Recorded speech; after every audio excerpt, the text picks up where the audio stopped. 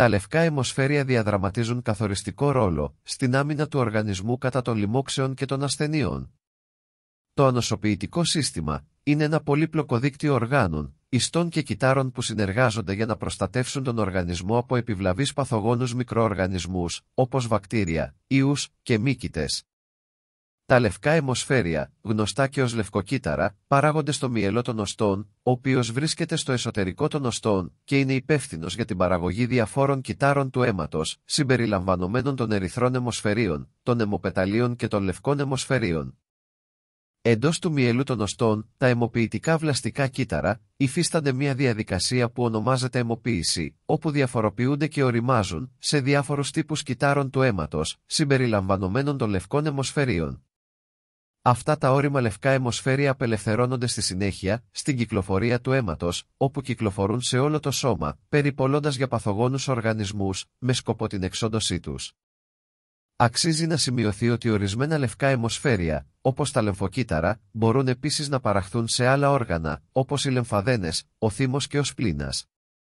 Ωστόσο, η πλειονότητα της παραγωγής των λευκών αιμοσφαιρίων λαμβάνει χώρα στο μυελό των οστών. Υπάρχουν 5 τύποι λευκών αιμοσφαιρίων, καθένας από τους οποίους έχει συγκεκριμένες λειτουργίες. Πρώτον, τα ουδετερόφυλλα. Είναι ο πιο κοινός τύπος λευκών αιμοσφαιρίων και αποτελούν την πρώτη γραμμή άμυνας κατά των βακτηριακών ή μυκητιασικών λοιμόξεων. Καταπίνουν και καταστρέφουν τα βακτήρια. Δεύτερον, τα λεμφοκύτταρα περιλαμβάνουν τα κύτταρα Β και τα κύτταρα Τ, τα οποία είναι απαραίτητα για την προσαρμοστική ανοσία. Τα Β λεμφοκύτταρα παράγουν αντισώματα που μπορούν να εξουδετερώσουν τα παθογόνα, ενώ τα Τ λεμφοκύτταρα καταστρέφουν άμεσα τα μολυσμένα κύτταρα. Τρίτον, τα μονοκύτταρα. Είναι υπεύθυνα για τη φαγοκυτάρωση, η οποία περιλαμβάνει την κατάποση και την πέψη παθογόνων μικροοργανισμών και κυτταρικών υπολειμμάτων. Τέταρτον, τα ιοσινόφυλλα.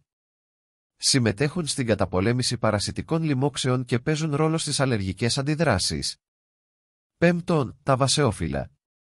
Απελευθερώνουν ουσίες, όπως η ισταμίνη, κατά τη διάρκεια αλλεργικών αντιδράσεων, για να βοηθήσουν στην έναρξη μιας ανοσολογικής απόκρισης.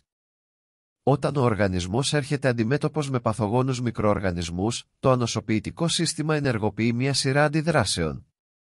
Τα λευκά αιμοσφαίρια κινητοποιούνται στο σημείο της λίμωξης ή της φλεγμονής, όπου ανιχνεύουν και καταστρέφουν τα παθογόνα ή τα μολυσμένα κύτταρα.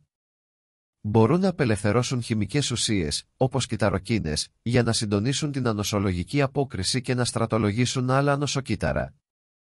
Τα λευκά αιμοσφαίρια μπορούν να αναγνωρίζουν και να θυμούνται συγκεκριμένα παθογόνα που έχουν συναντήσει στο παρελθόν. Αυτή η μνήμη επιτρέπει ταχύτερη και αποτελεσματικότερη αντίδραση κατά την επόμενη έκθεση στο ίδιο παθογόνο, οδηγώντας σε ανοσολογική προστασία.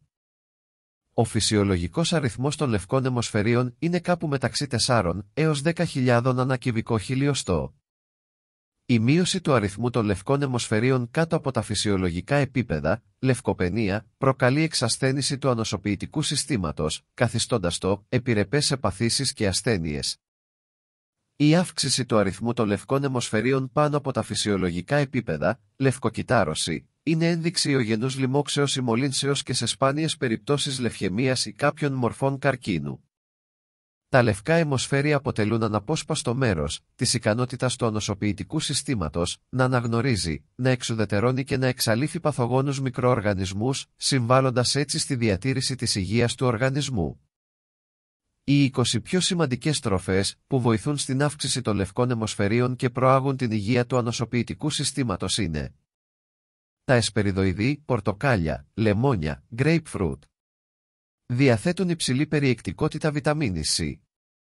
Τα μούρα, φράουλες, βατόμουρα, σμέουρα. Πλούσια σε αντιοξυδωτικά. Το σκόρδο. Περιέχει θιούχες ενώσεις που ενισχύουν τη λειτουργία του ανοσοποιητικού συστήματος. Το τζίντζερ. Έχει αντιφλεγμονώδεις και ανοσοενισχυτικές ιδιότητες. Το σπανάκι. Πλούσιο σε βιταμίνες Α, Σ και Ε, καθώς και σε αντιοξυδωτικά. Το μπρόκολο. Περιέχει βιταμίνες Α, Σ και Ε, καθώς και φυτικές ίνες. Οι πράσινες πιπεριές. Πλούσιες σε βιταμίνη Σ και αντιοξυδωτικά. Τα ακτινίδια. Εξαιρετική πηγή βιταμίνης Σ, βιταμίνης Κ και αντιοξυδωτικών. Τα αμύγδαλα. Πλούσια σε βιταμίνη Ε, υγιή λιπαρά και αντιοξυδωτικά. Ο κουρκουμάς. Περιέχει κουρκουμίνη, γνωστή για τις ανοσοενισχυτικές της ιδιότητες. Το πράσινο τσάι.